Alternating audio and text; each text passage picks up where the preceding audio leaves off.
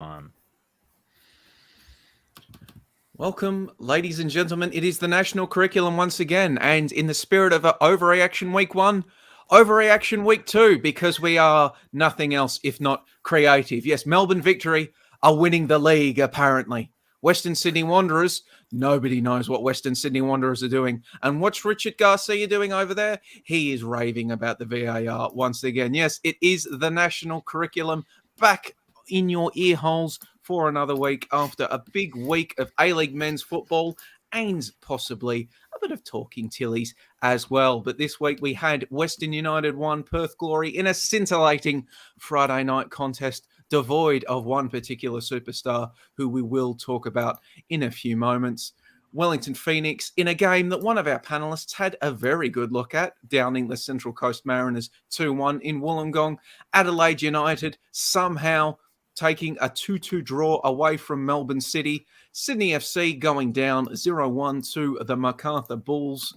Melbourne Victory, well, as I said, they're winning the league. They're 2-0 for the first time since 2006-07, defeating Brisbane Roar 3-0 at AAMI Park. And then in the late game, what was perhaps the most entertaining game of all of the rounds, Western Sydney Wanderers 2, Newcastle Jets 2. And of course, as we mentioned, the Matildas, their dress rehearsal for the World Cup final didn't go very well. They lost 3-0 to a second string United States women's national team. But we are nothing if not contrarian on the national curriculum. So we're going to go in reverse order and start with the Newcastle Jets and Western Sydney Wanderers. But before I do, our panel with a few returnees and then one very special edition. Ante Jukic has spent 4 hours on a train to Geelong, so he is too tired to contribute to this week's episode. But my name is Joey Lynch, and joining me on the screen we have Josh Parrish, Nick Stoll is there, Nick DeBarno, and then making his glorious National Curriculum 2.0 debut, the best commentator in Australian football. That's right, I said it. Teo Pellizzeri joins us on the National Curriculum. Bravo! Let's not get carried away, fellas. It's a long season. We're only 2 weeks in. You know what? This is the Overreactions podcast. Joey, can you talk me up a bit, please? The best Australian-born commentator in Australian football, the master of the NPL, the man that knows the ins and outs of women's football, the man, the myth, the legends, Teo Pellizzeri. Get out of here! Well, yes, that's a perfect theme to bring me in on. Thank you. But as you said, Joey, reverse order. So take us through the weekend. Indeed it was. We had, well, it's a game that, full disclosure, me and Nick DeBarno, we didn't see any of it. We were busy covering Melbourne Victory versus Brisbane Roar, but luckily for us, a number of our panelists did. And feel free to jump in, any of you boys that did watch it. But it seems the Jets and Wanderers served up a bit of chaos, Josh Parrish.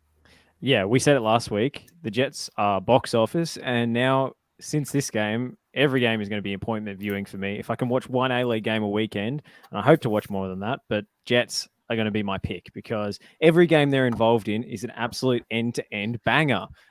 They're so volatile. They're so exciting. They take so many risks in possession. They generate so many chances. They score so few of them.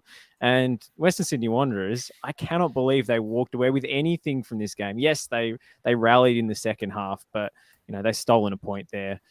Very lucky to still be in the match when they started to return to it. And really good performance again from Angus Thurgate in the middle of the midfield for Newcastle. I thought he popped up everywhere. He was fantastic. Yeah, I think, Teo, that's something you noticed, Thurgate, and a bit of a win for the NPL brand. Yeah, Valentino Yule starting instead of Sia Travanis, the import, who was, worked his way into the first game after spending the first half an hour in the pocket of Jacob Farrell against the Mariners. They were so impressive, the Jets, and Andy Harper said it quite a few times on the broadcast, but they should have put the game away and been out of sight before the mistake, unfortunately, second week in a row, Costa Grozos caught in possession, leading to the equaliser. I was going to text you guys and say this is the single most one-sided half that we've had in any game of the first two rounds, and then Newcastle mugged them for an equaliser right on half-time after a poor touch by Yerman to cough up the equaliser. And then they're 2-1 down because Hemed catches Grozos in possession and the Jets are chasing the game. But the first half an hour of this match was complete one-way traffic, total domination, Wanderers not at the races. And to come out of this with a point, I mean, they're lucky. I think, the fans would probably go home thinking we've got a difficult season ahead of us, and this really papers over the cracks for them to be 2 points from 2. And as Josh Parrish said, I was thinking about it as I was watching the game. Ante Yicic's words, the Jets are box office. They are the best team to watch in the league right now. And for them to have 1 point from 6 games is absurd. What I will say is it's almost a good thing in the sense that, Joey, last week you said on this podcast that they are a multi-year project. They're not going to win the title this year, barring a lot of injuries and a few lucky breaks and miracles along the way. So Becca Mikkeltadze, for instance, if he plays too well, he's going to be lining up for Sydney FC or Melbourne Victory or Melbourne City next season. If he just plays okay, the Jets can hold on to him for another year. So I really think that Newcastle are building something really exciting here, but they were their own worst enemy because they gifted the 2 goals they conceded today. Taya, I'm going to have to pull you up there. Are you suggesting that a player that performs well at the Newcastle Jets is going anywhere other than Western Sydney Wanderers? I am, because I think that he's not Mensah Katishi. He's closer to Berisha than he is to Katishi. So that means that one of the big boys is going to come and have a look at him. Well, I mean, once again, a lot of praise for the Jets, but the Wanderers, I mean, what is going on? This Wanderers side, I mean, I freely admit didn't see the game, but I did see the hype surrounding this Wanderers side coming into this season. They recruited here, there, and everywhere. They've brought in a litany of Socceroos, some young talent, Jake Rodwell. This combining with all the talent that they brought in last year, they've got the best facilities in the league. If they don't have the best facilities in the league, they come very close. They've got an owner that invests. They're sitting on the most fertile ground in the country when it comes to talent. So they've got a gangbusters academy, and they are still, it appears, just not putting it together, Nick Stoll. Well, yeah, you're exactly right. I was just going to list all those things, but you've gone right over me. But look, this is what I'll say about the Wanderers. I think it was Josh Stevenson on Twitter made a really good point. Robinson, he's basically taken the best players from the Jets, left the Jets, had 2 years more than Arthur Papas to establish a style and a team and get everything going. And still, he's getting outplayed by the Jets. I mean, this was an indictment on his tenure. I think look, it's early in the season, and as we know, that they've doubled down. I think someone wrote into the pod this week saying, on the back of our discussion about the Wanderers, that they had a fan forum, and basically they said that Robinson is the football department. That they've given him, he runs the whole show. Well, the show is not running very well. So there's massive question marks. And, like you said, the Wanderers should deserve better. They have everything going for them except for what they're actually putting out on the pitch. Now, they recovered well. They recovered after the first 30 minutes, which was awful. Some of the most awful football I was genuinely like, these guys are going to finish last this season based on that first 30 minutes. But, obviously there's individual quality there, and they're going to pounce on mistakes. And, you give Abini a chance at the edge of the box, you lose the ball to Hamed and leave him one-on-one, he's going to score. That's going to happen. But, I thought Newcastle, it's a 2-2 draw, but Newcastle were by far the better team coming out of this game. One thing I got to ask for the people who watched it, because, as Joey said, we saw none of it. I just was reading some of the pieces, and Don Bossie's piece came up, and everyone's raving about Jack Rodwell's half an hour. I'm very curious. How did he play? Because, saw some stuff about potentially a red card as well. Yeah, he had a weaving run through the Newcastle defence, which would have been, we've had some goal of the season contenders already. This would have been a different type of goal of the season because he skinned a couple of midfielders and defenders, and then a really good save by Jack Duncan to stop him. Absolutely should have been sent off. I think that VAR perhaps right not to overrule the referee, but the on-field referee perhaps should have shown a red for that challenge. But yeah, he brought a lot of energy, and I actually think that after Antonis went out of the game, and Rodwell came in, that Ugarkovic lifted as well. But he was actually part of sort of that last 5 minutes of the first half that helped at least fix the territory issues that Wanderers were having, to at least have the ball down at their attacking end of the ground so that there could be that mistake that led to the equaliser. I just want to also say on Rodwell, he's a good high level player, right? Obviously, he played at a high level in the Premier League, and he was able to show that when he came off the bench. He is of a high technical quality, and we saw that in that run. But to see that tackle, is disappointing because this is a guy who was a young, talented player who basically had his career ruined by injuries, as well as probably poor club choices. So for him to go through Thurgate like that, and he was kind of saying, "Oh, I slipped." Didn't look too much of a slip to me. It looked like he went right through him. So I don't know. I just thought it was. I'm glad Thurgate was okay because it just seems like, man, more than anyone what it's like for a young player to have his career ruined by injury. So what are you doing? So yeah, I don't know. It was overall, I think it was a good performance by Jack Rodwell, and I imagine he'll probably make his way into the starting 11 next week. I mean, I think just Angus Thurgate. This is now the Angus Thurgate tracker. And he played really well again. So hopefully he didn't listen to you guys last week and he only listens to this week where I only say nice things about him. And when I say cap Thurgate, I do not mean put a cap on his head. I mean cap him for the national team. So. I think he was inspired by our... I compared him to Arjen Robben. So, that's pretty good. I mean, he hit the turf so hard after that Rodwell tackle. I was afraid it was going to dislodge the remaining bit of his hairline. We need to lay off this lad. He's amazing. He's so good. He Quality makes player. great runs. He Macquarie breaks ahead of the ball. He's such a target for those passes. He really makes this midfield tick for Newcastle. But the player who I think has, not flown under the radar after his goal in the FA Cup qualifier, but maybe... He's going to turn some heads with his highlight reel post this Newcastle Jets loan and get a move to a bigger league or a bigger club is Daniel Pena, who just is a player of incredible moments. He skins two guys, breaks into space, launches crossfield passes, inch perfectly. He's adding to his compelling highlight reel that obviously got him signed by the Jets. This guy came from Serie B in Brazil, which is like quite... varied in terms of standard and quite regionalized. So they found a gem in Pena, I think, a game-changing player, but I don't think he's going to stick around given that he's just on loan. On the subject of game-changing players, there is one player that I have in... I will be watching closely this season at Western Sydney Wanderers, and he is another former Newcastle Jet by way of Melbourne City, Rami Najarine. I thought his move to the Western Sydney Wanderers was a very good one for him. He is a Western Sydney boy, and having followed him at City and the Jets, I felt like him moving home, an area where he is comfortable, would suit him very well. I think him leaving Melbourne City when he did was the right call. I thought he needed a change environment, but seeing him at the Wanderers, and from what I can tell from this game, he's been deployed on the wing, which he can definitely do, but I'm wondering for you guys that watched the game, is there scope for him to be moved into a more central position where, and maybe as a 10 or a second striker, where I think he could excel a bit more? Stoll, do you? Yeah, I think absolutely. I think, look, Bernie Abini was kind of playing in that role in behind Hamed, I guess, if you want to look at it like that. And I think Abini has a lot of qualities, but one of his qualities, I don't believe, is combining with players in tight spaces. I don't think that is where, he's at his strongest.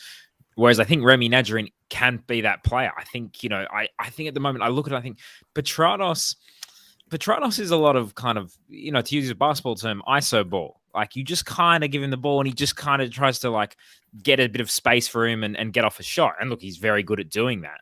But again, there's not a lot of, combination work, with the forwards. And that's where I think Najarine can come in. I think right now, Wanderers, individually, there's a lot of quality, but they are looking disjointed. And I think that could solve one of their issues.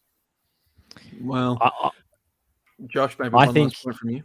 Yeah, I don't think this front four works together. And I think eventually you're going to have to drop one of them and bring in Rodwell to shore up and play more of a 4-3-3 shape. I don't think this 4-4-2 kind of diamondy thing that they were playing works with the personnel they have available. It's unbalanced. But I did want to bring up the goalkeeping issue for the Wanderers because remind me again how Mejias is a better option than Daniel Margouche, a bright spark for them in a disappointing season. I mean, the technique for his attempted save against what was it? It was Bumal, wasn't it, for the goal? I just thought that was a shocking effort. Like, he didn't look like a goalkeeper reaching for that. It looked like me playing indoor soccer and rotating in for 5 minutes. I think it's No, shocking sorry, that you just got in on a motor went through your Yeah. house. Who is that? Did a plane just take off? Or No, Who look, was that? here's what I would say. I would say, first of all, we should never sign anyone who was a reserve for Real Madrid. All right, we don't need anyone from the evil empire the joining Barcelona this. fan has logged on. All right. Look, as soon as I heard reserve keeper for Madrid, no, thank you. So, yeah, look, I don't. Look, Philip Curto has been a pretty good A-League player, but I'm not the biggest fan of signing your foreign players to be goalkeepers because I think Australia has stacked for good goalkeepers, and B, I think you'd lose probably an outfield place where you need to have that position filled. So, yeah, I don't know. I don't think he's a huge upgrade on the Wanderers. But, one person I was impressed with in Spurs, Adama Traore. I think, obviously he was good back in the day in Victory. Didn't have a great season last season, but I was glad to see him kind of find a bit of form, have some good moments, and hopefully he can kick on for the season. Well, there was another game that happened on Sunday, a bit more definitive in the result. Melbourne Victory 3, Brisbane Roar 0. And I mean, this being the game that I was actually at and reporting on, I feel like I could speak to a much more convincing performance from Melbourne Victory this week compared to that which they put out against Western United last week. I mean, last week against Western United, maybe when they got out in transition and worked the ball to Economides, they looked okay, but last week wasn't the type of performance that you would say, all right, Victory and maybe building something here. This one, a lot better defensively. Very sound against Brisbane Roar. They grew into the game as it went on, played some nice stuff together. I think the third goal in particular, which Anze Jukic was gleefully observing, came as a direct result of a response to something Brisbane tried. It was very well worked moving forward. So I think, listen, as I pointed out in my piece about this game, it is incredibly naive to declare Melbourne Victory being back at this point. They've played 2 games. Popovich is at the wheel. Popovich is at the wheel. Let him put this money.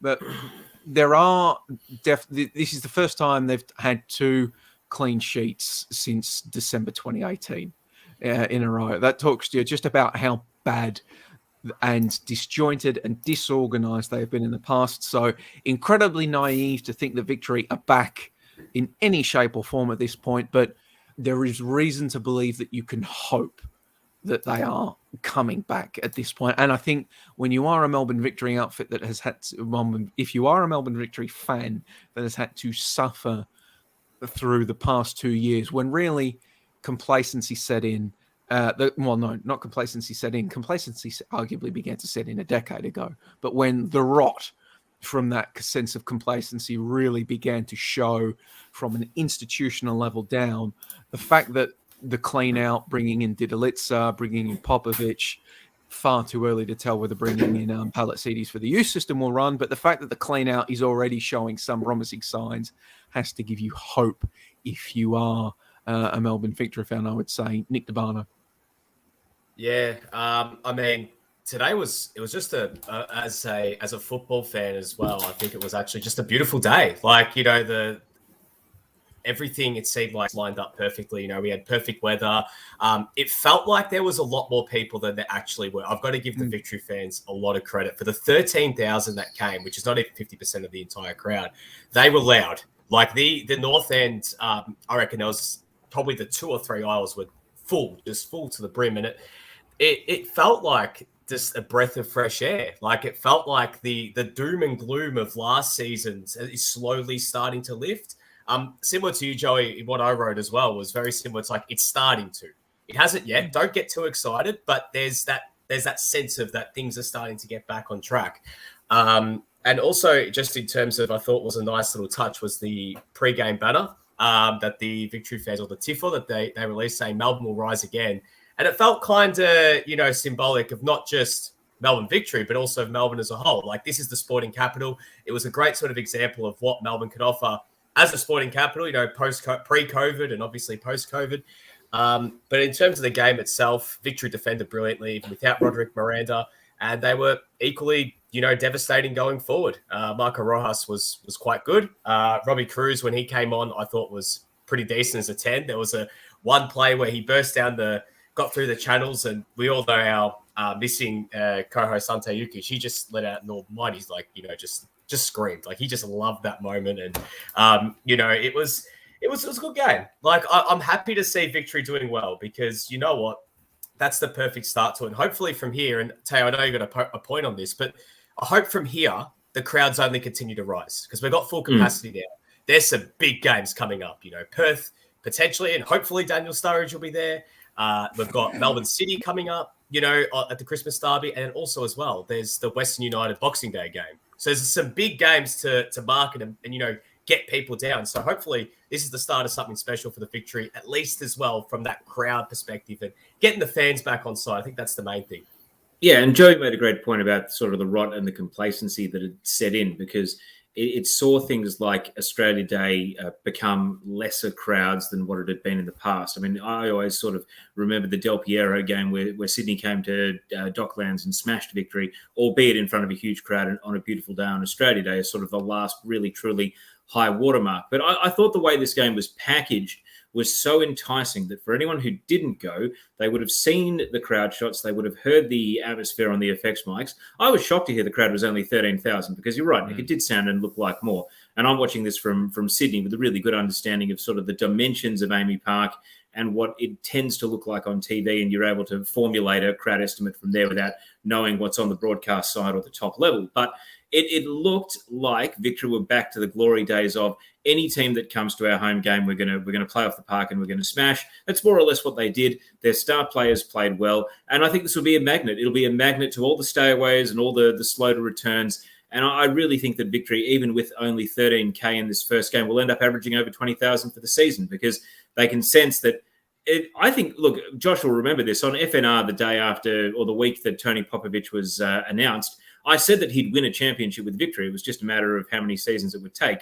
Well, it might come sooner than we think, based on some of the other results we're seeing in the first 2 weeks of the season. I think in terms of match day vibes, always helps on an early Sunday kickoff when the full strength beer is flowing at Amy Park as well. It seems to increase the buzz around the stadium.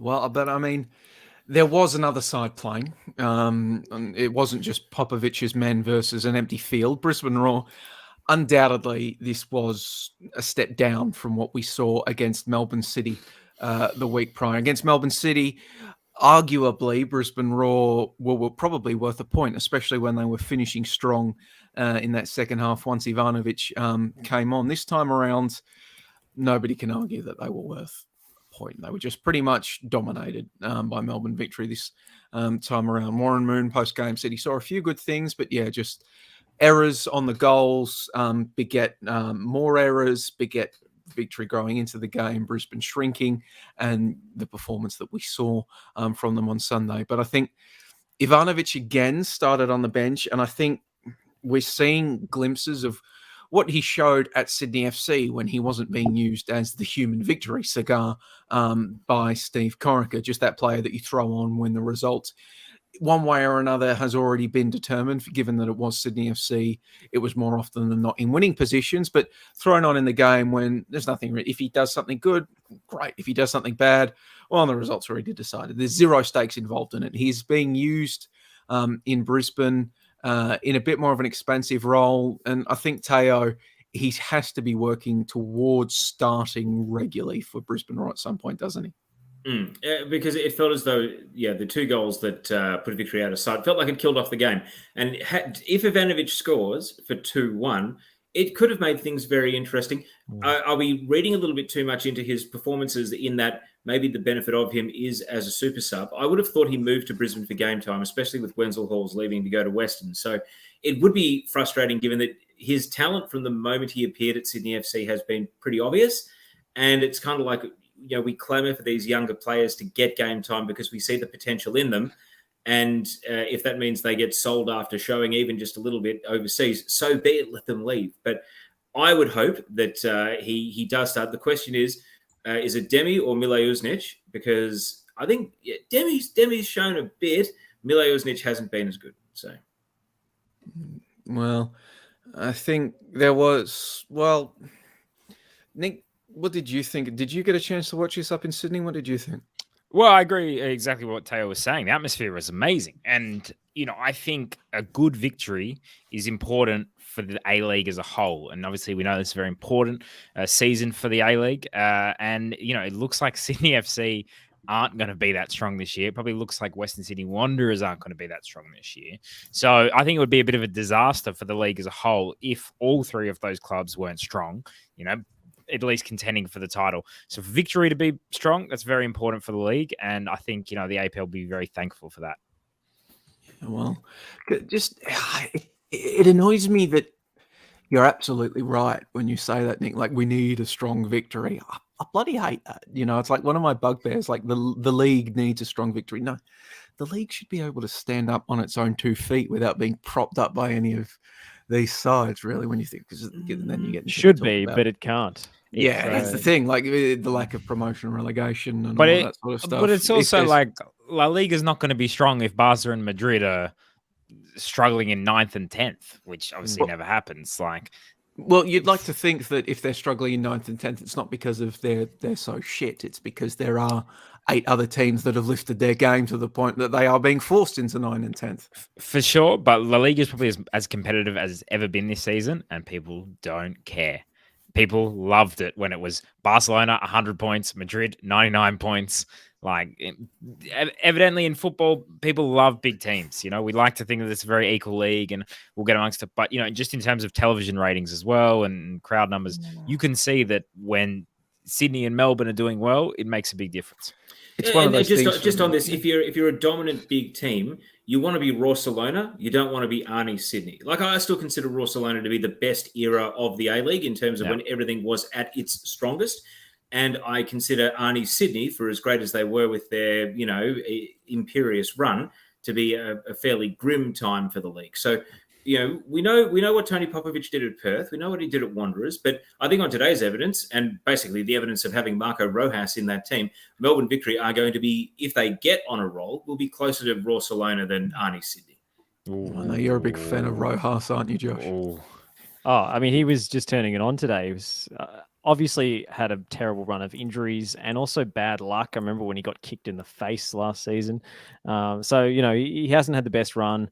It was just an inch perfect ball that he put onto Falami's head. I mean, Ben Falami's not scoring a header into the top corner unless the cross is inch perfect, and it was.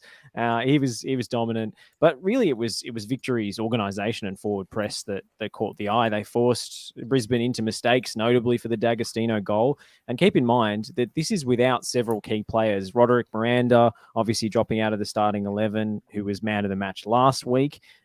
They don't have Majota starting games yet. Economides was unavailable. So this isn't a full strength victory just yet, and that's exciting.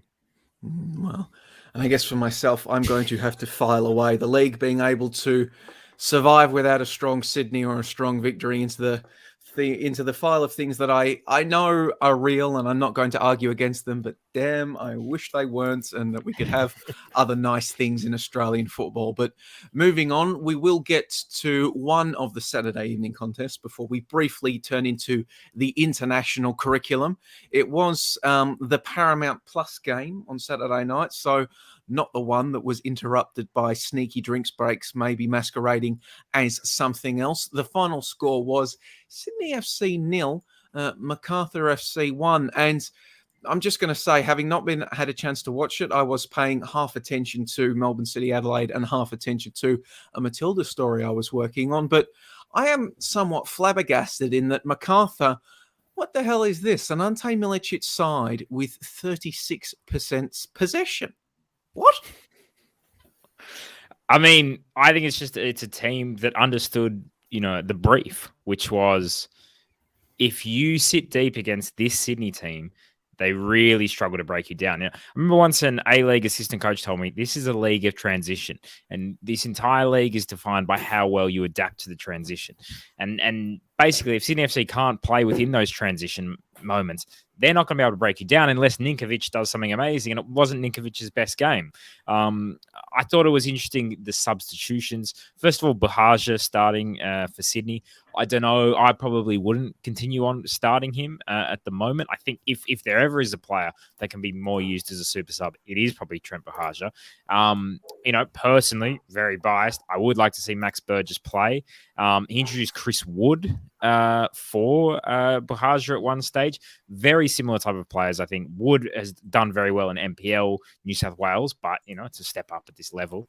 But not a great game for Rattray. Not a great game for Caceres. Obviously, Luke Braddon out for the season now. So how they reconfigure that midfield, big question marks. But yeah, I think it was a poor game for Sydney FC, and maybe just year after year, this same system and similar personnel. There's been some adjustments. Maybe the league started to work them out, and it felt like the MacArthur knew what they were going to do and executed the plan quite well. Yeah, and it was such a disciplined defensive performance. I thought that backline, Jovanovic, Uskok, and Shuzhnia, really stuck to their task. I mean, 2 of the 3 ended up on bookings, but one came in the 68th minute, the other in the 87th. So they committed plenty of hard fouls. They were physical in this game, but they showed great faith in the game plan to cede that possession, cede that territory, and we're getting in behind. They were creating, and MacArthur probably could have had more than one, and I'm not sure they necessarily scored on their best chance as well. Seemed a little bit opportunistic the way Rose came in to finish off that move, but credit to him, he continues to score goals. And I think that this would have been a really frustrating one for the Sydney fans that were at Cogger to watch this unfold, because at about the 60th minute, I remember saying to one of the football chats I'm in, Sydney are making their move, MacArthur are clinging on here, but then it dissipated a bit. They steadied, they held their nerve. So I think that they may be flying under the radar a little bit, because they played late Sunday against Wellington in round 1, and now they've played the secondary Saturday night game in round 2. But they got 4 points from 6, and they have only conceded the 1 goal in 2 games, and that was a penalty. So they haven't conceded a goal in open play in their first 2 games, and I think that speaks to the way they've set up defensively, and it's a credit, as you say, to Milicic.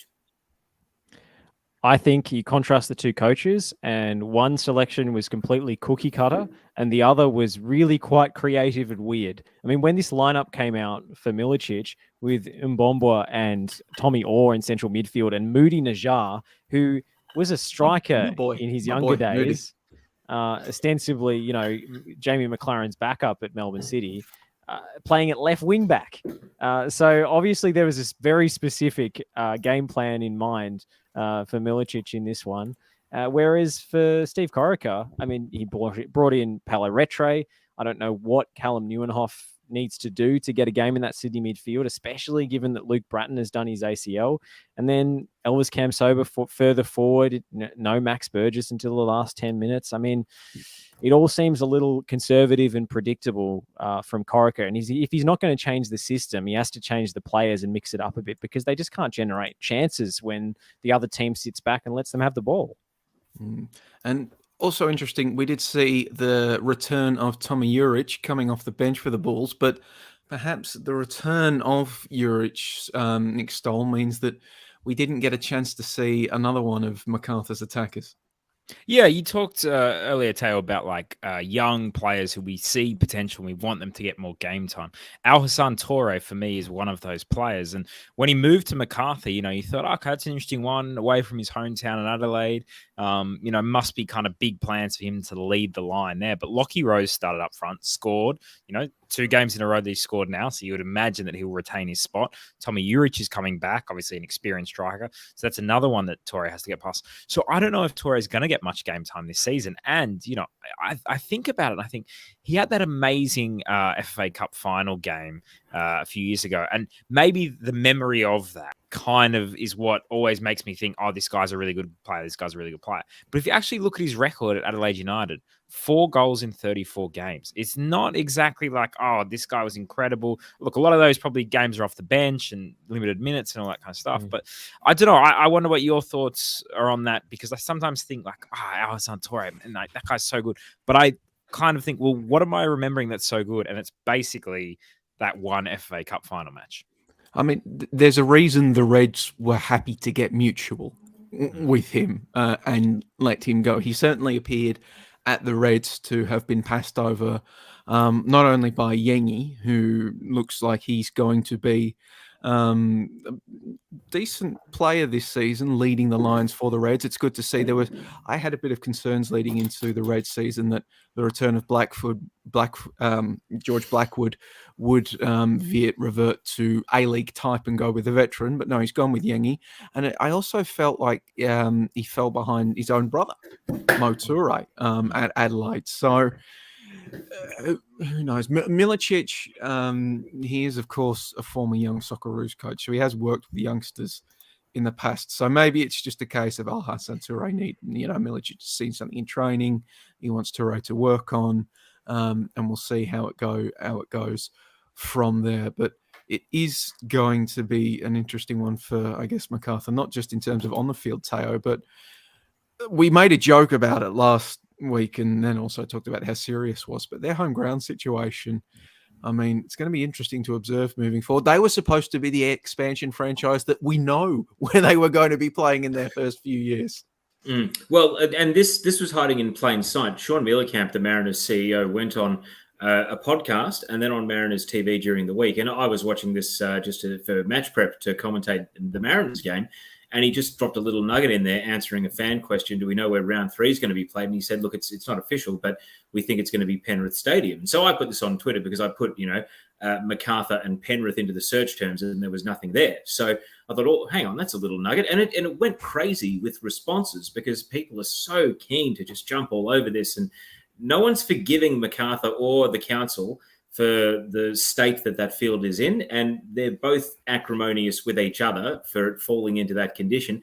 It is so frustrating, but my question to Nick, as a far longer-term Sydney sider than me, is will Penrith move the meter, especially when it's the Mariners who are the away team? We've seen big Matildas crowds there. We know it's rugby league heartland. It is a lot further out west than Parramatta and Wanderers, so there's maybe a geographical, opportunity there for people who may not consider driving potentially 45 minutes just to go to Parramatta to watch a Wanderers game.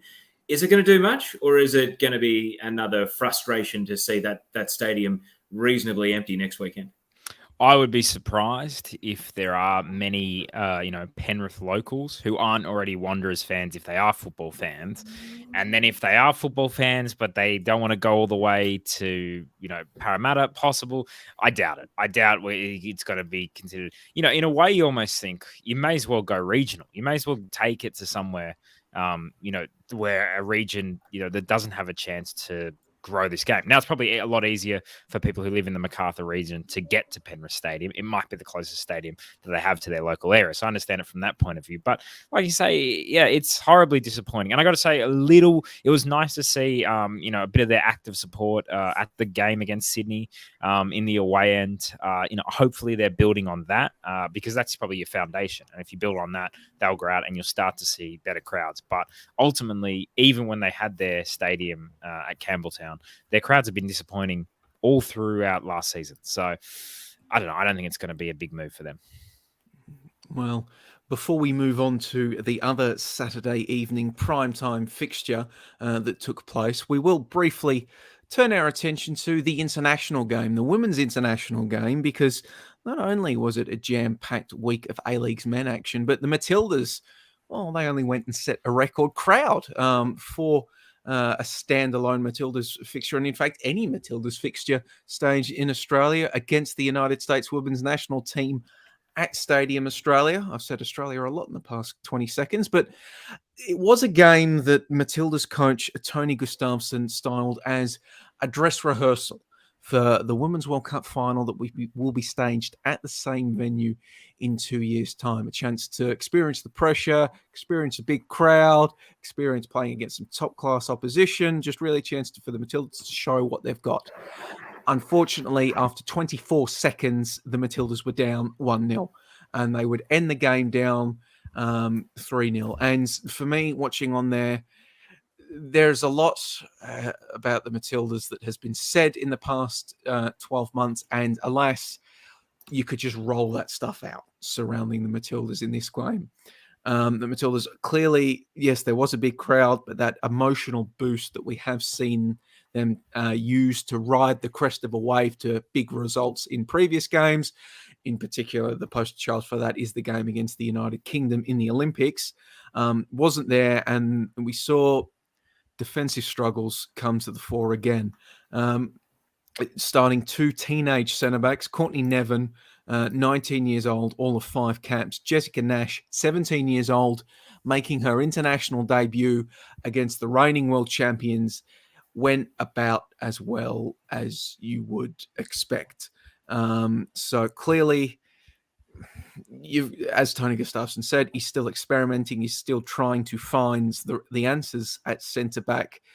But I just get the feeling we are no closer to finding those answers than we were than at the beginning of his tenure when the Matildas were copping 5 goals against Germany and the Netherlands. But beyond that, there is also what I think is being somewhat obscured by the issues at the back.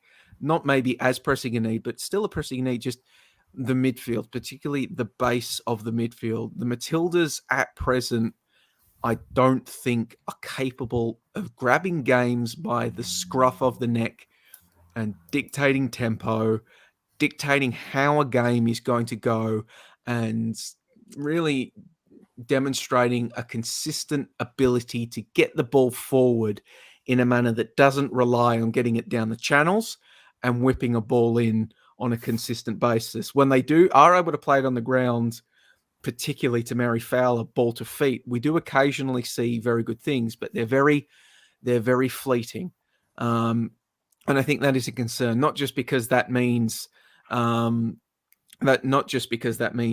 you are relying on your attackers to maybe produce a moment of magic to get in on goal, and it does increase the demands of somebody like a Sam Kerr to just basically turn into Tim Cahill 2.0 and get a head on the ball on one of these crosses in. But I also think it plays into some of the defensive struggles we have seen. A lot of the goals that the Matildas have copped this year, they've copped 36 goals in 15 games this year.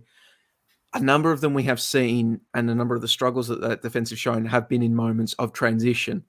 And if you are defending in that in transition, that means that you have given the ball away.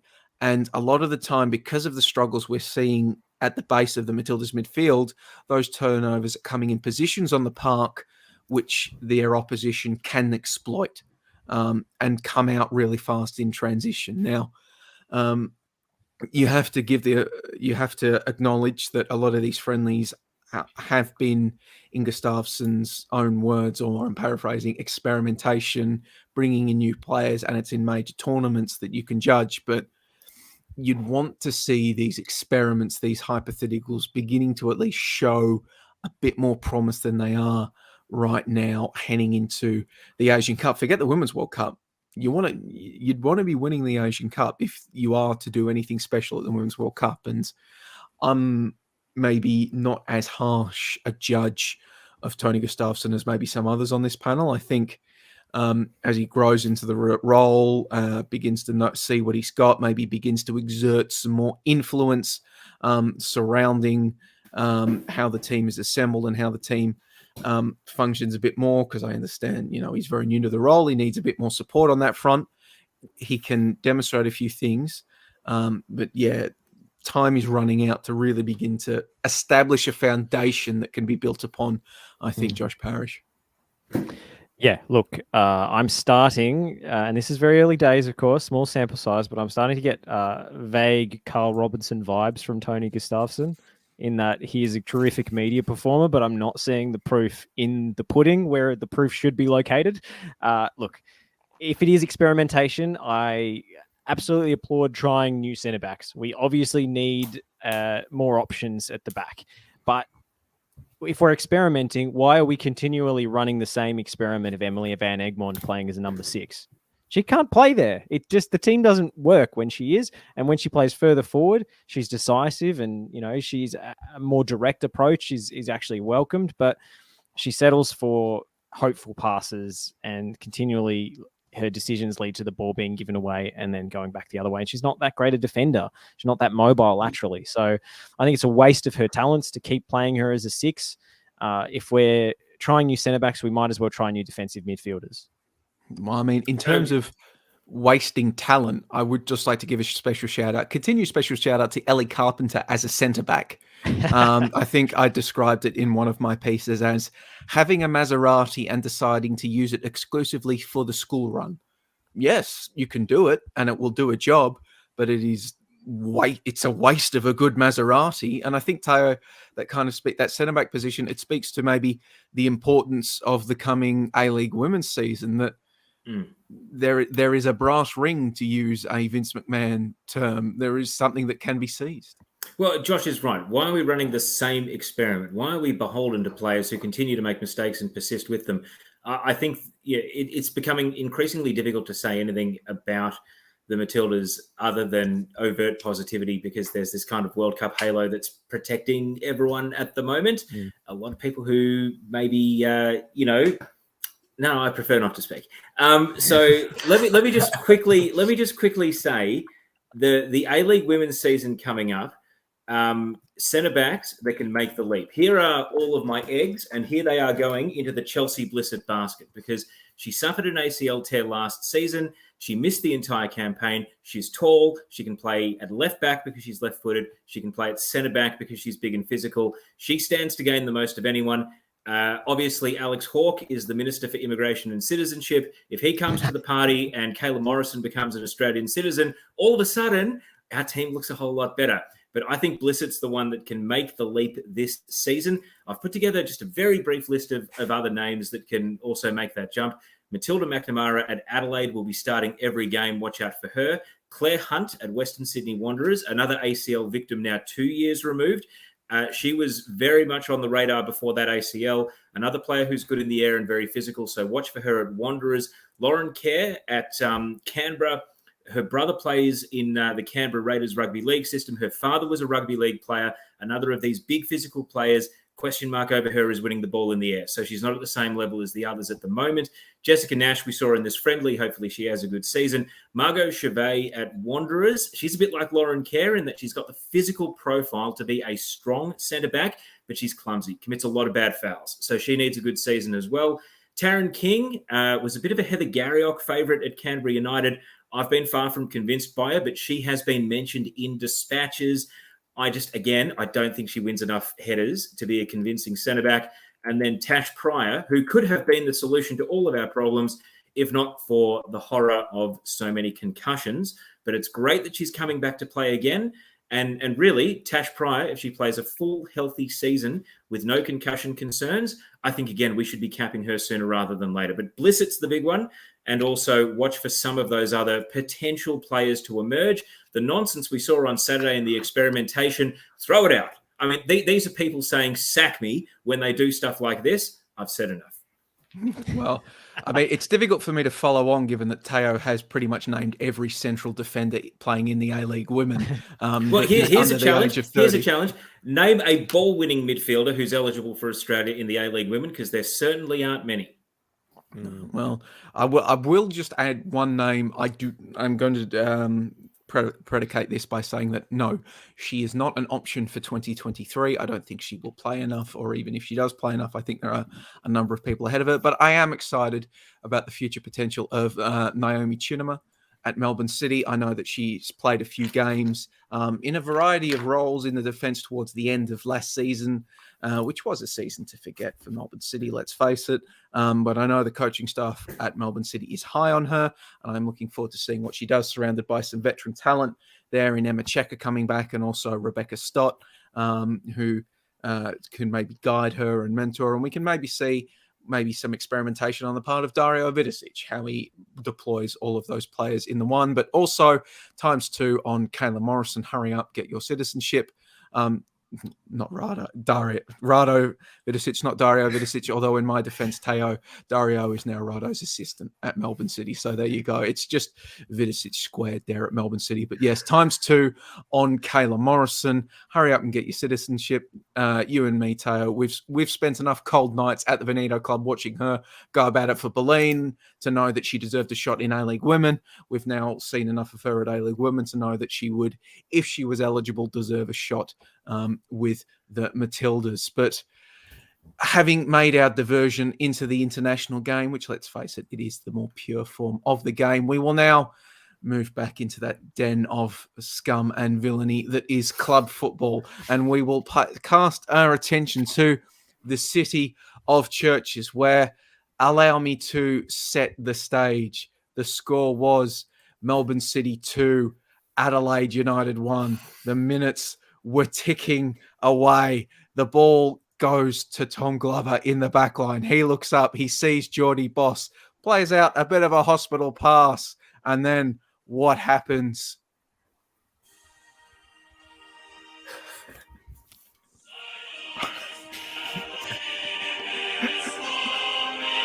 Yes, Ben Halloran does his thing, nipping in. Comrade Halloran saving the Reds, earning the Reds a point. The game ends Adelaide 2, Melbourne City 2. And as I get myself cancelled in several areas of the world, there was a game before that. And Nick DeBarno, what were your thoughts on it? For someone who was catching up on it today, the first thing I've got to say is, how warm does it have to be? Well, what's the minimum temperature for drink breaks over in Adelaide? Because apparently it was only 18 degrees, yet they decided to take a drinks break. I am quite confused by that, considering it was a nighttime kickoff as well. And I don't think that Scott Jamieson was too happy about it. And I think the other thing as well I want to touch on is Cassini Yengi. He scored again, 2 from 2. He has been sensational. Probably, I remember last season at Adelaide having all the young strikers, and Yengi's been the one that has now really taken the mantle. As you said, Joey, take the brass rings, and Cassini Yengi's done that. And a great start to the season for him. Nick, Yengi didn't score. He pretty much did everything but score, and then Stefan Mal got okay, well, there you go. But still, it goes down to Yengi's goal. Okay. Yeah, I think he gets the bonus. So he did anyway. everything, and he played it off to Stefan Bork. At the end of the day, it was a Stefan Bork goal. Got that mixed up. Take 2. A guy who did score an amazing goal is Andrew Naboo. And obviously, Tao, you had the great Andrew Naboo goal. Would have been good to commentary. So we're good to maybe we could do a bit of a dub of that one and chuck that over the top. But no, my days of cannibalizing other people's TV footage are over. I took that all off my YouTube channel. I pretended now. But in terms of that goal, it was just the most Andrew Naboo goal possible, because it feels like he tries that, every second week or every game or so, and he'll usually hit it, it'll fly over the bar, but when they do come off, boy, do they look good. He is the Ricardo Quaresma of the A-League, just always trying that outside of the foot shot. Extremely talented, somewhat inconsistent. I'm a big fan of Ricardo Quaresma. I've massively enjoyed watching his YouTube highlights over the years. Ricardo Quaresma probably is a little bit, how would you say, more comfortable with conflict than Andrew Naboo.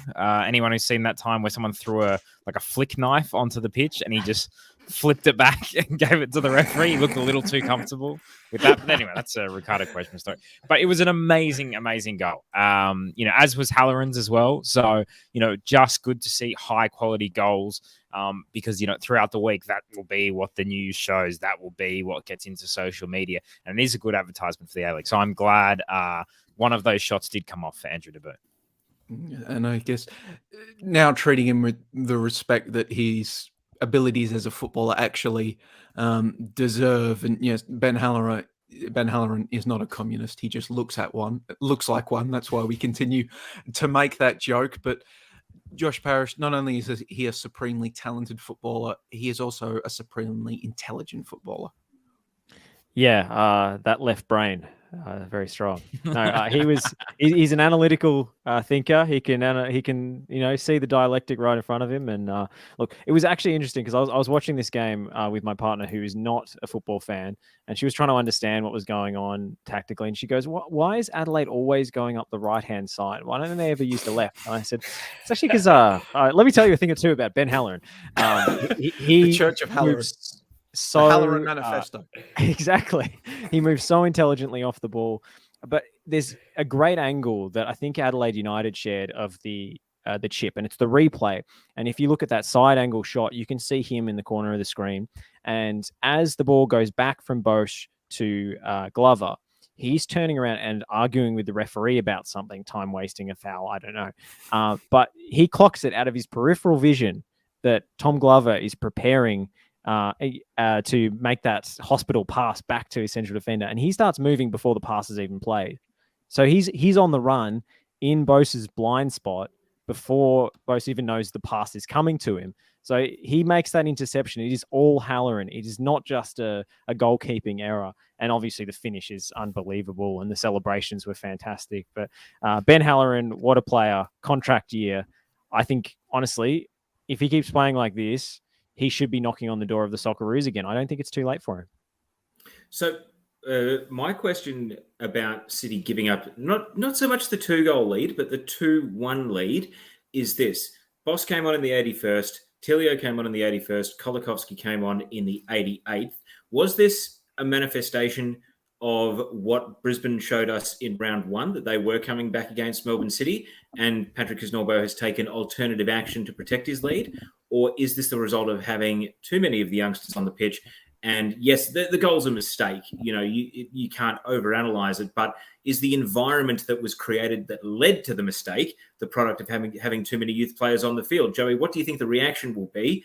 Kisnorbo has at times shown himself to be a conservative coach who would perhaps prefer to leave the 11 or leave the players on the pitch to close out a game rather than make the time-wasting sub or the fresh legs. So given how absolutely furious Jamie McLaren was in the post-match interview, and really the Melbourne City treating this draw like a loss, what do you think the response will be? Because there's no doubt amongst any of us that they're going to be defending leads, potentially 1-goal leads in games in the future. So how are they going to respond the next time they're faced with this scenario? They got away with it against Brisbane. VAR not coming to Brisbane's advantage may have helped them on that front. But obviously it backfired here and they dropped 2 points. Well, I think one thing which I will predicate by saying I am actually a big fan of Jordy Boss. I watched him a lot as a youth player, and I think he's got the skills to develop into at least a very handy A-Leagues men's player in the future, perhaps the successor at City for Scott Jamieson whenever he does hang up the boots. But I would not expect to see Jordy Boss playing any meaningful minutes for a little while. I think we can remember last season for Melbourne City, Kieran Stokes with that catastrophic error against MacArthur that resulted in a draw. And I think that was the last we saw of Kieran Stokes for a little while. But I think you've sort of touched on a couple of actually some of the major question points around Melbourne City Toe, in the sense that, one, Kisnorbo in his second year, what does he do as a coach when the spotlight is on? We saw last season, we know Kisnorbo was in pretty frequent contact with Eric Mombert that was sort of like mentoring him and guiding him. And he also had Des Buckingham there as one of his assistants that was there to also help and provide suggestions.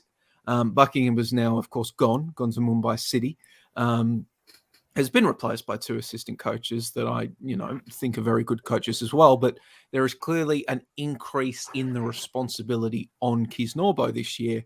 And perhaps now we will get to see just a bit more of the raw Kisnorbo, and we will see how he adjusts, how he learns throughout the season, and what his instincts are when challenged and when confronted with adverse situations. He is very keen and constant throughout his press conferences. He always likes to talk about how he is not perfect and how he is always learning. Well, based upon the first 2 weeks of the season with teams coming back strong late in games, we are about to find out how good of a learner Patrick Kisnorbo is, to see whether or not he can institute plans to protect these leads, which, as you rightly point out, Teo, ostensibly Melbourne City are going to be protecting a few of them as the season goes on. But you also in rattling off those substitutions, he also touched on another point, which is only very tangentially related to your point, but City's youth stocks are incredibly highly rated, but as we have seen over the first 2 weeks of the season, they're not exactly seeing the field that much. pretty much Tilio coming on in this game. I think it was the 81st minute, as I just looked to check it up. Yeah, Tilio on in the 81st minute as a replacement for Andrew Nabbout. Stefan Kolakowski coming on for Jamie McLaren in the 88th minute. Nathaniel Atkinson left behind in Melbourne so he can get some minutes ostensibly in a friendly game with the youth side, ostensibly so he's good to go in the weeks ahead. One, is Nathaniel Atkinson really that unfit that we're still after a 5-month off season and a pre-season and playing last week that he needs to be managed after playing off the bench in week 1, or what's the go with that? But also, how are Melbourne City going to manage all of this young talent versus their core that aren't going to see a lot of minutes? We haven't even seen Pucciarelli play yet. I mean, is one of Tilio and Kolakowski just going to flat out not see the field when Pucciarelli's there available as well? So that is going to be a very fascinating thing. It's all well and good to hoard all of this young talent, but it's another thing to actually deploy them in positions where they can affect the game. Harkening back to Brisbane Roar, one of the things Warren Moon consistently does is not only do young players get minutes under Warren Moon, but they get minutes in situations where they have the potential to win a game.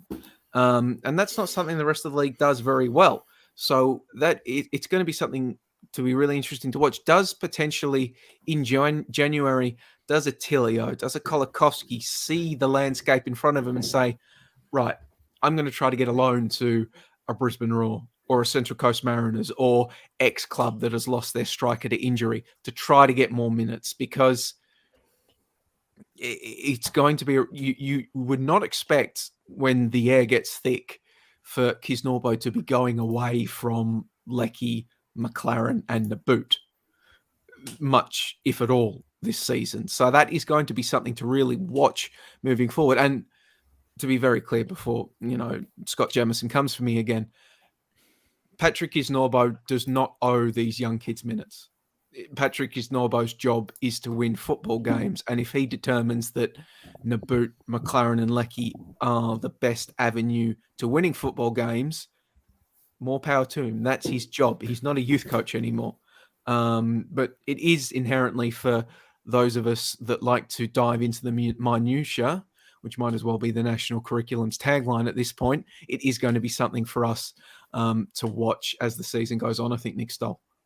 Yeah, I think at the start of the season, Josh and F&I, we did a season preview, and I actually didn't tip Melbourne City to retain the title. And one of the only reasons that I could give, because you look at the squad, it is very strong, and you look at the season they had last season, and you think, they presumably going to continue on that form. But one of the reasons I think it's so hard to defend your title is because issues like this always come up, is how do you balance having so much talent, whether it's young talent or older talent? How do you manage getting everyone time, that there isn't this disharmony within the dressing room? Because even if, like you say, he doesn't owe anyone minutes, pressure will still come. Pressure might come internally from within the club, and they might say, look, we've got all these young players, Marco Tilio, he's the star of that new music video with the kid eating Tilios for breakfast.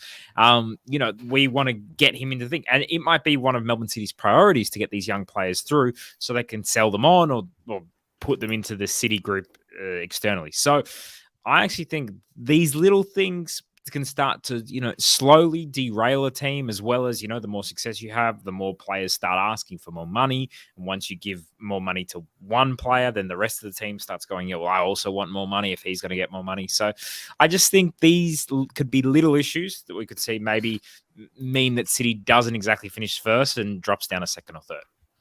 Well, I mean, Nick Dabano, defending Leeds has been a bit of an Italian tradition over the years in international football.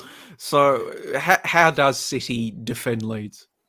Well, it's not about how City defends Leeds. I'm just noticing a bit of a trend because I think back to late last season, especially towards the end, City were copying not necessarily even copying late goals, but facing late barrages and almost giving up leads. I think back to probably since the late Wellington game. You remember the 2-2 where Tomo Hamed scored in the 88th minute. The week later against the Mariners where they won 1-0. There was a penalty shout with literally a minute to go in that game where they almost coughed up the points.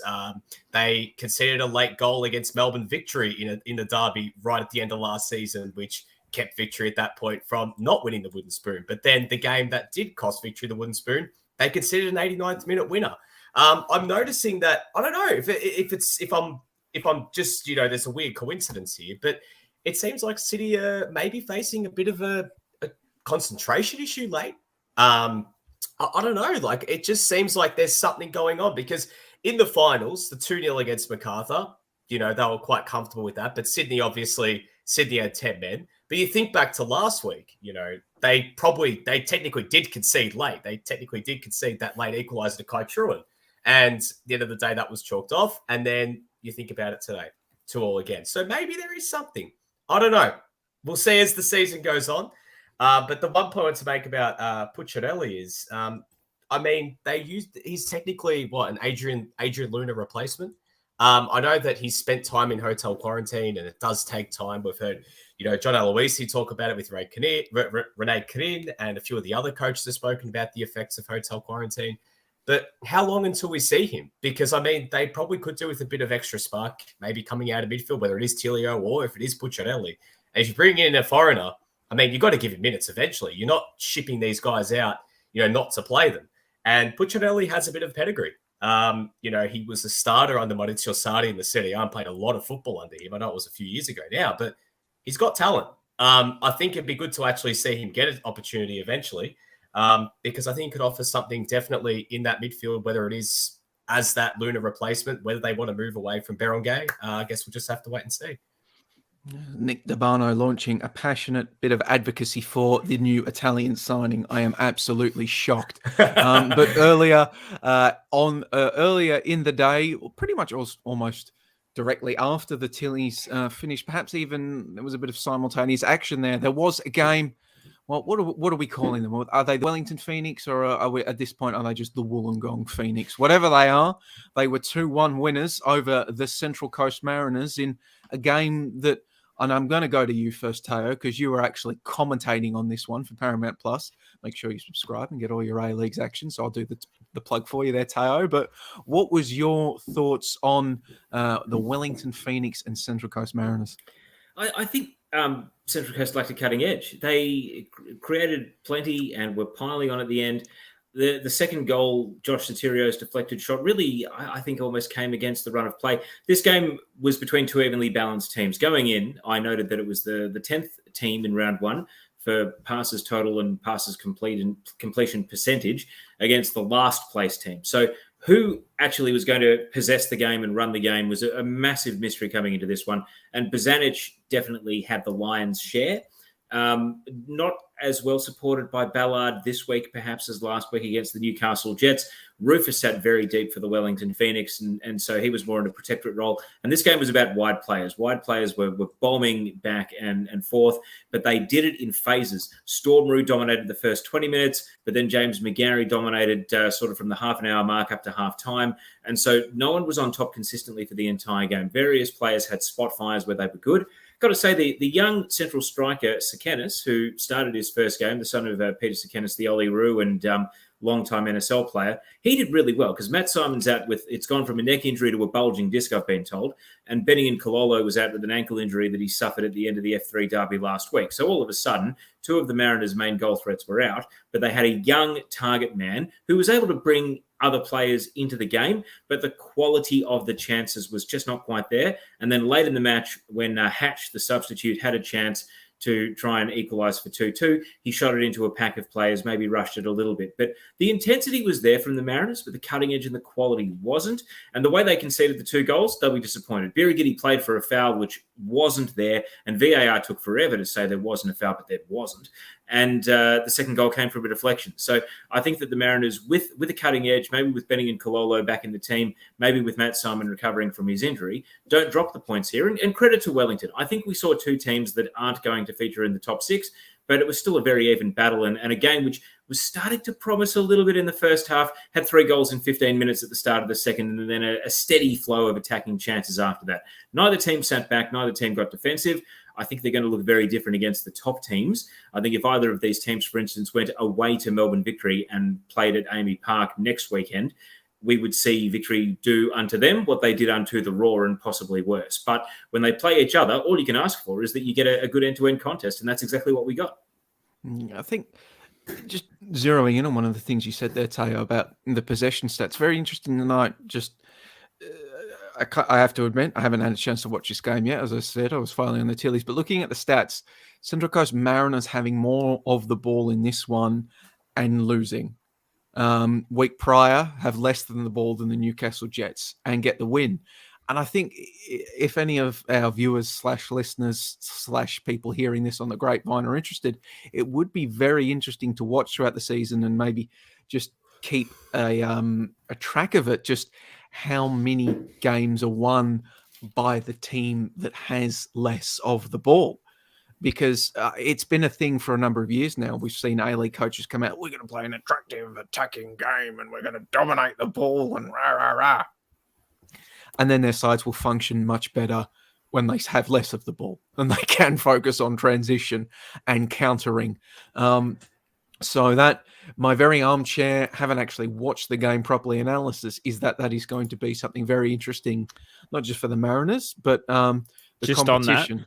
On that, no team this round that had the majority of possession won their match. So Brisbane had more possession than Victory. Macarthur, Sydney FC had more possession than Macarthur.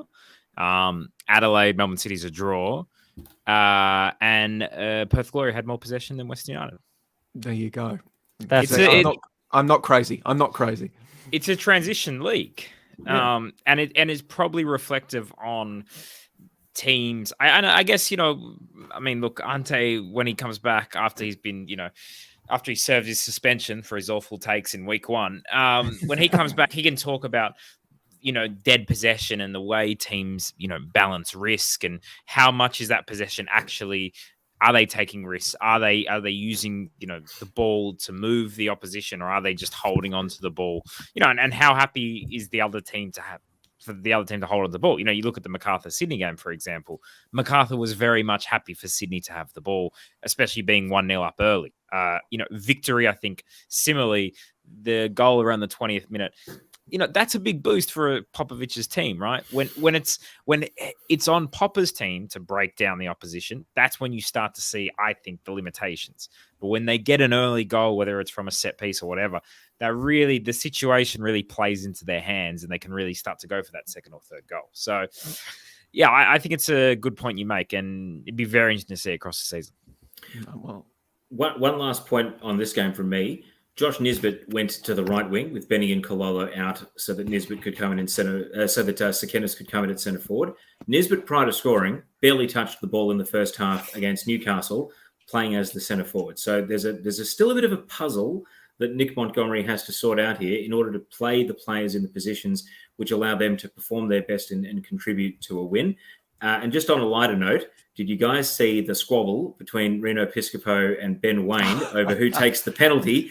Now, I compared it in the commentary to Frank Lampard and Paolo Di Canio, and then I actually went back and watched the video of Frank Lampard and Paolo Di Canio, and it was barely 10% of how animated that got, with Di Canio and Lampard like wrestling for the ball. At least Piscopo, to his credit, didn't go that far. Difference is Lampard scored. Di Canio scored the penalty, and Ben Waine didn't. But I think that's the sort of thing that, because it happened late in the game, I'm not sure Wellington would have been singing the club song and feeling too good about that, because it really cast a pall over the end of the game. Mm-hmm. Yeah, why is that never sorted out like before? Like, how is that not defined? Even at the start of the game, or I think Ufuk Tale's crowd microphone was quite close to him. Yeah. So I'm pretty sure it was Piscopo's to take, and Ben Waine just won a battle of wills. I must say, a bit of feedback for Paramount, Teo. One of the replays, you could clearly see as Waine was preparing to take it, Piscopo in the background. But when the penalty was taken, the cameraman shifted to following the ball rather than staying on Wayne and Piscopo. And I would have loved to have had a proper look at Piscopo's face as he saw that penalty saved. Mate, if your biggest criticism out of the weekend that the cameras followed the ball, then I think we're doing okay. I have no idea what you're talking about. Paramount is surely going fantastically. The saviours of Australian football. Can I just say on that, there's this fantastic clip, like it goes viral about once a year, but Jermaine Defoe, when he was at Toronto, he's fighting with another player about who gets to take this free kick. And Jermaine Defoe, like, I don't know who this guy is, but he's really telling him, like, hey, man, just leave it alone. I'm going to take this free kick. I'm going to take this free kick. Really gets animated. And they start to really go at each other. He's like, what are you doing? Jermaine Defoe, so pissed off, walks away from the ball. The other guy takes it, smashes it top corner. And Jermaine Defoe goes from like this face of like very serious to just totally laughing, like, oh my God, that was an amazing shot. Like, well done, bro. You're the best. So, it can work out quite well. Yeah. Well, I was talking briefly about saviours of Australian football before. So moving on to the other game of the round, Daniel Sturridge and Perth Glory. And hold on, I'm being handed a note. Oh, apparently Daniel Sturridge doesn't know what a map is and didn't realise what was involved in playing for Perth Glory. Yes, the big story from Perth Glory, Western United, didn't actually happen during Perth Glory. Well, there were two big stories, and one of them didn't happen during Western United and Perth Glory. Daniel Sturridge not seeing a minute of that game. Richard Garcia in the press conference afterwards, later admitting that had we not been playing in front of a sold-out HBF Park the week before, he probably wouldn't have played against Adelaide either. And then everybody's favourite loose owner, Tony Sange, yes, when he's not advocating for A-League clubs to be placed in Southeast Asia or being wooed by a shady cryptocurrency group founded by convicted fraudster, he is providing an unfiltered look at the inner workings of Perth Glory. And he'd revealed that it was Daniel Sturridge that removed himself from consideration for that game because not used to the travel, which I'll just say it's not unusual, I think, for players to go to the coach and say, listen, I'm not right. I can't contribute. I shouldn't play. It is pretty unusual for the owner to be revealing that less than 24 hours after the coach decided not to reveal that to the media. So I'm not sure whether that was planned or what. But anyway, moving on. Nick Dabano, you were there alongside me watching the game. What did you think? Oh, my God, Joey. I think we could both say, just without sounding brutally honest, that was such a boring game. Like, just it just was not like there was not a hell of a lot happening. And there were a few Liverpool fans. You saw some Liverpool jerseys, and they would have gone home really disappointed that at least maybe it could have been something like the.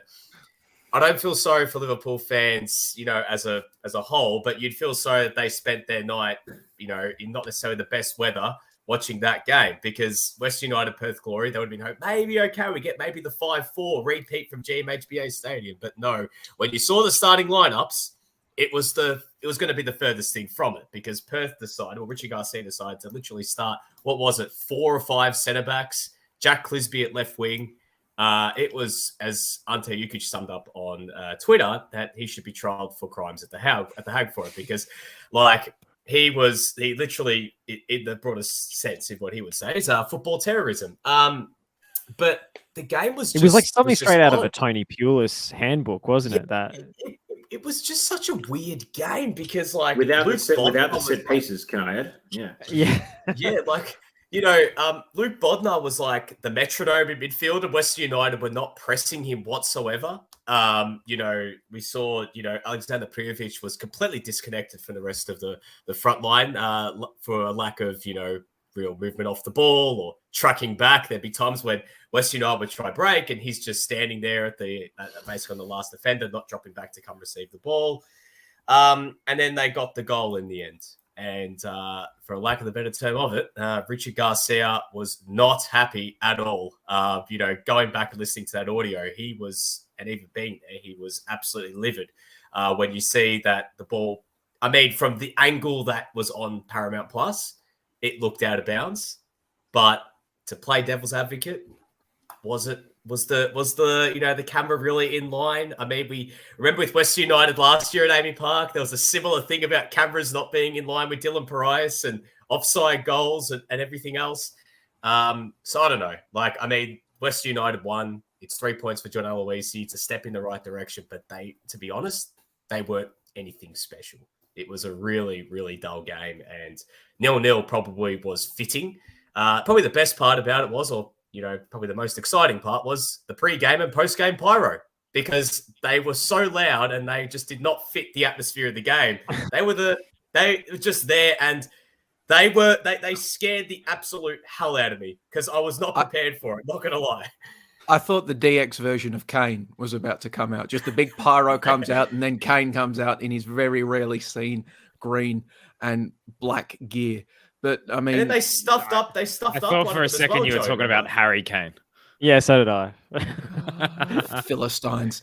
No, but I think regardless, Nick DeBarno going full Robbie Slater there, talking about optical illusions and angles of the ball being over the line or not. But regardless of whether the ball was in or not, I think a lesson for all junior footballers there from the reaction of the Perth Glory defence: play to the whistle.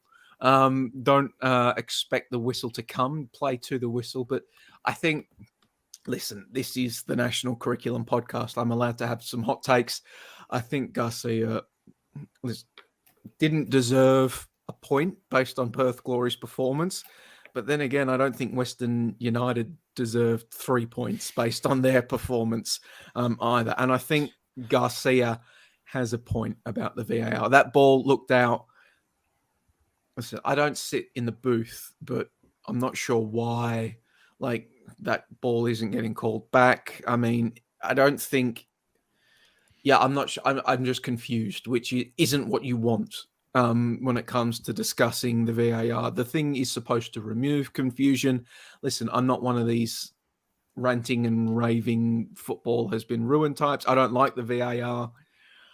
I think it removes something from the game, but I also recognize that it's not going anywhere. But I think if league operators are going to insist on its operation, fine, do that, make it work. I'm sick of having these bloody conversations. I want the VAR I want to be able to pretend the VAR doesn't exist because it's working so well. Well, it is the Pandora's box. It's never going to work perfectly. We're always going to talk about it. And because it exists, we're going to cast a further spotlight on refereeing decisions that we would otherwise brush off as, human error. Look, aside from camera angles, do we not have the technology to be able to judge an offside even if the camera is not in line with the last defender? Isn't that what they've been using in the Premier League and everywhere else in the world all this time? Isn't that what we've been using in the A-League all this time? So why can't you do the same for a ball on the touchline? Why is it different for a player trying to judge whether his toe is a centimetre ahead of the other guy's armpit?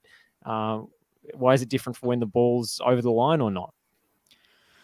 Yeah, I mean, one thing I thought was interesting about it was the Perth players didn't seem to exactly react totally outraged, which I feel like I would have if I believed that the ball went out. They kind of just appealed, and then I was like, whatever. Maybe they thought, VAR will clear this up, no worries. But I was actually surprised how subdued their reaction was to what you would think is a perceived injustice in the game, even just to kind of fire up your team and try and produce some kind of emotional reaction, which I don't think we really saw from Perth Glory. So it's a rough time, but I like your idea, Joey, about whether, teams deserve a point or not. I would like there to be a game where the league just decides neither of you deserve a point. No, not 1 point split. 0 points for you. That was outrageous. if it's so boring and everyone agrees, how obviously in some sports the members of the press vote 3-2-1 whoever, or in AFL the umpires do best and fairest. I'd love if they go, this game is so boring that we're going to give you no points. You could just call it the Willy Wonka rule. You get nothing. Well, yeah, go on. I have a question about the Mike TV of the A-League then, Dylan Wenzel-Halls, because he is just all energy and he buzzes around. And on a weekend where we saw so many goals come from mistakes, in multiple games, he's the sort of player that forces a mistake. And this comes back to the question we had about Pucciarelli biding his time on the bench behind the Australians at Melbourne City. Is Western United stuck in a bind where they obviously have to play Diamanti, they don't have a choice, but do they have to play Prudivich? Payne played well in this game. Wales is a good player. Can they find a formation and a way to start Dylan Wenzel-Halls? Because I feel as though he's the energy, he's the life force. And you're right, this game was unwatchable until he came on. And he didn't have a huge role in the goal other than tapping it in. Payne was the one who made the goal for him. But his presence was still a factor in bringing a bit of an edge into the game. Because I really felt as though Perth, they'd missed some chances. They had some half chances, which they didn't take. But they were playing like a team that genuinely did not think they were going to concede. They were totally complacent with the way they went about this match. And that's probably why they lost. So my question is, can Western United find a formation to incorporate Dylan Wenzel-Halls into the starting 11? That will be another one. And we do have another question. A fan has written in, and it's always nice to hear from our adoring public. And the question from the fan is, for Josh Parrish, and we know you have to go, that's why I'm butting in, but can video determine whether the whole ball has gone out without ball technology? Which I guess I'm going to answer for you, Josh, is another just thing about the league. I mean, if we're going to have all these different technologies, we don't have ball tech. It's too expensive. What do I look like, Joey? Some kind of scientician here? I got no clue. It seems like the same thing to me to be judging an offside on an angle, to be judging a ball. It's just a still frame, right? But, it might be more complicated than that. I do not design this technology, so I have no clue. I think we should have Robbie Slater at the goal line of every single extra official. Yeah, every single extra official. I also don't know how you would have him at both ends, but if you could somehow, and this is probably the first time I'm ever going to say this, clone Robbie Slater and then have him at both ends and then at all the other grounds. That's how I think we can solve this problem. I know we don't have video technology. Do we have cloning technology? That's the big question. There you go. The national curriculum launching its bold plan for a Robbie Slater, 2 Robbie Slaters at every grounds near you in the future, a part of our bold vision for Australian football. We can call up James Johnson and see if he can make that one of the 11 principles. A cloned Robbie Slater. But I think before we begin to wrap up, Nick, you had one point about Western United's Serbian by way of Swiss striker. I just think if Prijovic is going to work and they're going to use him as sort of a big target man, and I know that Western United are so predictable going forward, they attack the channels and look to cross it in. I think that they've got to look at potentially playing 2 up top with Dylan Wenzel-Halls. I think that could actually work, whether he's playing on the left-hand side. I know, Josh, you've mentioned to me off air, or maybe I know that this is a very, very bold call, but maybe Alessandro Diamanti gets shifted into a bench role. And Teo, you mentioned it about, looking at, trying to work that out. I honestly think that Diamanti playing half an hour off the bench, just spraying balls to behind tired defenders to quick forwards. If you've got Lachie Wales and Dylan Wenzel-Halls or Dylan Parias with Dylan squared really going here, that could literally be something. So I think that might be the best way to use Prijovic, because he's not going to do a lot of running. And I think if you're knocking balls to him and you go route 1, English style, and just use him as a big battering ram, it might actually work. Who would have actually thought we'd be, clamoring for English style tactics here on the national curriculum? Well, I mean, I could have hazarded a guess, perhaps. Nick Demano. I mean, we semi-finalists at the most recent World Cup, finalists at the European Championships. I mean, but you didn't win. I'm not the smartest man in the world, Nick, but that is a trend. Nick, in a certain at least direction. They've qualified for this World Cup coming in. Yeah, we're not opening up that can of worms right now, okay? We're not, because Josh has got to go, right. So we're not. Josh has got to go, but Josh, before you leave, we're going to experiment with something. Tips for next week. I'll read out the games. We'll get to everybody else's in a second, but Josh, real quick, read out the games. Give me a tip. Wellington Phoenix, Western Sydney. Look, I actually really do have to go. So I'm going to absolve myself of responsibility for tips this week. Josh Parrish is taking all the home teams. You heard it here first. Goodbye, Josh. We'll send you the audio. The unsung hero of the national curriculum, Josh Parrish. Go well. Night, guys. All right, boys. The rest of you. All right, I'll read off a name. I'll read off a matchup, and you can all give us your prediction. Wellington Phoenix, Western Sydney. But based Wellington. on what we saw today, Wellington, yeah. So 2 for Yeah. Wellington. Nick DeMano. Make it 3. All right, we're all going for the Wollongong Phoenix in that one. And then on Saturday, Brisbane Roar, their first home game of the season against Adelaide United. 1-1 draw.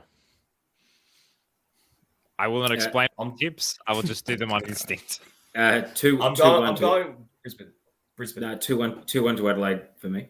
2-1 to Adelaide. I am going to go with 3-2 to Brisbane Roar in that one. And then on Saturday evening, I believe it is the primetime free-to-air game. It's a derby. It's not a derby. It's a rivalry. I don't even know what it is. It is Melbourne City versus Western United. I think City will resolve their issues and they won't need to defend a lead in the last 5 minutes because they'll win 3-0. Ooh, I'm going to say 2-0 to City. I'm going 1-0 Melbourne City. I think West United are pretty good defensively, and I think they'll actually, clog things up. And 1-0. I think it is going to be 4-2 to Melbourne City. I think it will be 1-1 in the 35th minute. And I think Melbourne City will score 3 goals in the last 10 minutes of the first half. They'll produce their first real blink and you'll miss it goal avalanche. Western United will get one back, but in the end, it will be 4-2 to Melbourne City. That will change by tomorrow morning. That's hip. That is so specific.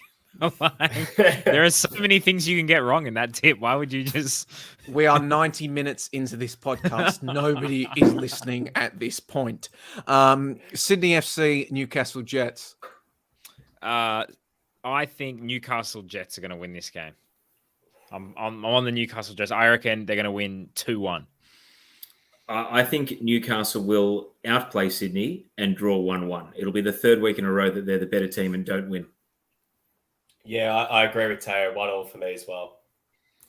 I am going to agree with Nick Stoll. I am going to go Newcastle Jets 1, Sydney FC 0. So happy playing noises. The Jets get a win. And then moving on, we have MacArthur FC versus the Central Coast Mariners. I'm going to say 1-1. I trust the MacArthur defence a lot more than I trust Central Coast. So I think MacArthur wins 1-0. MacArthur 2-1. I think MacArthur go back to their ball-dominating ways, get sucker punched, and Central Coast wins 1-0 in a game where they have 31% possession. And then moving on to the last game of the round, Melbourne Victory versus Perth Glory at home on the Sunday evening. Do the Popper Victory boys make it 3 in a row? Daniel Sturridge hat-trick. He's been in Melbourne. He leads. He's not worried about the long flight. He's absolutely... I'm just kidding. They're going to lose 3-0. Yeah, I think you guys... I don't think I'm available next Sunday night, but I think you are going to be talking about our first Crisis Club next Sunday because I agree with Nick. Victory is going to win 3-0. I'm going to go Victory 3-1. And the one being a Daniel Sturridge tap-in in consolation, just a consolation at 90th minute to send the fans home happy. The Liverpool fans will get their comeuppance. Get a bit of this? Does he? Okay, here's the question. Consolation goal. Do you get a little consolation, little arm dance? Or is it more like a somber? No, he finds the Glory fans and gives them a clap for the consolation goal. I think he busts out the dance at home. But I do think Daniel Sturridge will play, getting to experience the greatest cosmopolitan city in Australia, in Melbourne. He will find a barber that can give him a fresh cut, and that will give him the energy to play. And I think he will see the field as Melbourne Victory win. I think Melbourne Victory win 2-0. I think Garcia goes into damage limitation mode. Numbers, bodies behind the ball. Melbourne Victory will be content with their 2-0 win in that one. And final prediction as well, it's also FFA Cup week. We have not actually had a cup set yet. First time since I think 2015, we are staring down the barrel of a round of 32 going by without a single NPL side upsetting an A-League men team. Do we get one at all this tournament? No, I think the most interesting game of the round is Tigers versus RPL Leichhardt down in Queanbeyan. The game between two NPL teams. I think the A-League teams will. Sydney Olympic gave us our fun last week, and I think that's as close as we're going to get. Yeah, I mean, you guys would know better than me, but it's obviously been a really tough period for the NPL clubs with lockdowns and players not playing, and the professional clubs have just had that. They already have an inbuilt advantage by being kind of the full-time professional clubs, but it's just been exacerbated, I think, in COVID, and that means that we're not going to see the cup sets this year. I would love to see the Avengers assemble and beat Western United or Wellington if that was possible. I mean, Avondale beating Western United, the Battle of the West, that would be something. If it really is the Battle of the West, Avondale technically the West. Avondale play in Parkville. Yeah, but they where play Avondale is. Technically in Brunswick, but they play across the road from Ascot Vale. So that's west enough. Can I just So say, it's the Battle of the West. it would be great if Wollongong knocks off the Mariners, and then I don't care. The FA has to absolutely rig the draw to make sure Wollongong plays Wellington in the most local derby we've ever had in Australian football history. Well, those hope springs eternal for the Wollongong Derby, but in a podcast that we were hoping would go less time than last week, we have actually gone longer. Yay, us. But that is going to be my cue. Well, given that we have already lost one podcaster as well, it is definitely my cue to wrap things up. It has been a big week in Australian football, and it has been absolutely fantastic to hear the thoughts of Teo Pellizzeri, Nick Stoll, and Nick Durbano, or Nick Durbano, as a certain FA media officer likes to call him, taking us through this one. Gentlemen, thanks for joining us on the National Curriculum. Hopefully see some of you joining us next week. Teo, you can't join us, but we will be getting the thoughts of Australia's best commentator. Yes, I said it again, throughout the A-League men and the A-League Oh, it's women's Robbie Thompson seasons. coming on. That's awesome. Can't wait. Oh. Can we kick Nick? Can we kick Nick? Can we ban him from the? Can we ban? No. So, but thank you to everybody watching. Newsflash, guys. They're all good commentators. Yeah. Don't yeah. Great show. No, but thank you for joining us on the live stream. Thank you for joining us on the podcast. We will be back next week with more Good Football Takes TM. I have been Joey Lynch, and this has been the National Curriculum.